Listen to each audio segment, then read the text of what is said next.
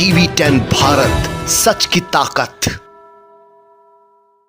राज्यसभा सांसद बनने के बाद पहली बार बिहार आया हूं। कल हमने रामलीला मैदान में महंगाई के खिलाफ एक बहुत बड़ी महारैली की है और मौजूदा केंद्र की सरकार के जरिए जो देश को महंगाई परोसी गई है, जबकि वादा यह किया गया था कि महंगाई हटाई जाएगी, बहुत हुआ महंगाई के पे मार, अब की बार मोदी सरकार जैसे झूठे नारे देकर के सत्ता में आने वाली भाजपा की सरकार ने इस देश को तोहफे में सिर्फ और सिर्फ महंगाई दी।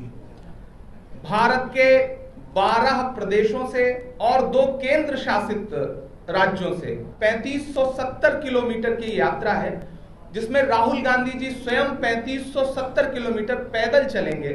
हमारे लिए सबसे अच्छा माध्यम है कि हम जनता के बीच में जाएं, क्योंकि विपक्ष की आवाज, विपक्ष का सच वो देश के सामने नहीं पहुंचने दिया जा रहा है। यह एक ऐतिहासिक यात्रा है और ये यात्रा प्रतिदिन 25 किलोमीटर चलेगी। राहुल गांधी जी जगह जगह रुकेंगे, चौपाल लगाएंगे, लोगों से संवाद करेंगे, उन्हें बताएंगे कि मौजूदा केंद्र की सरकार ने किस तरह से आर्थिक असमानता थोपी है, इस देश में नफरत थोपी है, जो 2 सबसे नुकसानदेह चीज इस देश के लिए हुई है, समाज के लिए हुई है कि भारतीय जनता पार्टी की केंद्र सरकार ने लगातार समाजों के बीच में, वर्गों के बीच में, धर्मों के बीच में खाई पैदा करने का काम किया ताकि आप बुनियादी प्रश्न उनसे न पूछ सकें। इसलिए आज आटा, चावल, दूध, दही, छाछ, पनीर, यहां तक कि बच्चों के पेंसिल तक, रसोई गैस, रसोई का तेल, पेट्रोल, डीजल, सब कुछ महंगा हो गया है।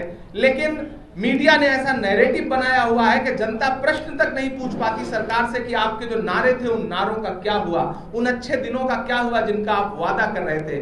तो पूरा देश देखेगा कि माहौल बदला हुआ है और पूरे देश में भाजपा ने सोशल मीडिया के जरिए, मीडिया के जरिए, अपने कैंपेन के जरिए जो नफरत और जो ध्रुवीकरण का खेल खेला है, उसे बहुत हद तक हम समाप्त कर चुके होंगे।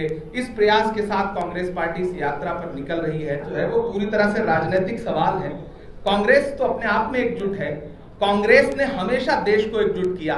एक समय जब अंग्रेजों के खिलाफ हम लड़ाई लड़ रहे थे, कांग्रेस के झंडे के नीचे, कांग्रेस के नेतृत्व में, महात्मा गांधी जी के अगुवाई में जब देश हम अंग्रेजों के खिलाफ लड़ रहे थे, तब हमने देश को जोड़ने का काम किया। जब जब नफरत को बढ़ाया गया, हमने हमेशा देश को जोड़ा है। तो आपका यह कहना कि कांग्रेस जोड़ो, देश मत जोड़ो, हमारे लिए देश महत्वपूर्ण है, हम देश जोड़ेंगे। कांग्रेस तो अपने आप जुड़ी हुई है। राहुल जी ने संवाद किया, पूरा देश साथ आ रहा है। बिल्कुल बिल्कुल, स्टालिन जो डीएमके के मुख्यमंत्री हैं, वो बाकायदा झंडा थमाएंगे राहुल गांधी जी को। बहुत सारे जिन जिन राज्यों से गुजर रही है, वहां पे तमाम जो हमारे सहयोगी दल हैं या विपक्ष के तमाम लोग हैं, वो इस यात्रा का स्वागत कर रहे हैं। कांग्रेस से लेना चाहते हैं। कांग्रेस ने इस देश के लिए इंदिरा जी की कुर्बानी दी, कांग्रेस ने राजीव जी को कुर्बान किया इस देश के लिए। आप कौन सी कुर्बानी की बात कर रहे हैं? जो कुर्बानी सोनिया गांधी ने 2 मरतबा दिया कि नहीं भाजपा मुक्त भारत करो, उसके लिए मनमोहन सिंह को 2 बार लाया, किसी और को बनाया। आपने अपने मुख्यमंत्री जी का हालिया दिनों का बयान नहीं सुना है क्या? उसे सुनिए, उसके बाद ये प्रश्न पूछिए। सीधा सवाल है, क्या 2024 में आप लोग राहुल गांधी को पीएम कैंडिडेट नॉमिनेट करेंगे? देखिए, कांग्रेस एक लोकतांत्रिक पार्टी है। हमने जब यूपीए की अगुवाई की, तब भी हमने एक लोकतांत्रिक प्रक्रिया रखी। हम भाजपा नहीं है जिसमें एक झटके में, एक दिन में नितिन गडकरी जैसे बड़े नेता को संसदीय कार्य समिति से महज इसलिए भगा दिया जाता है कि वो नरेंद्र मोदी के पैरेलल न खड़ा हो सके।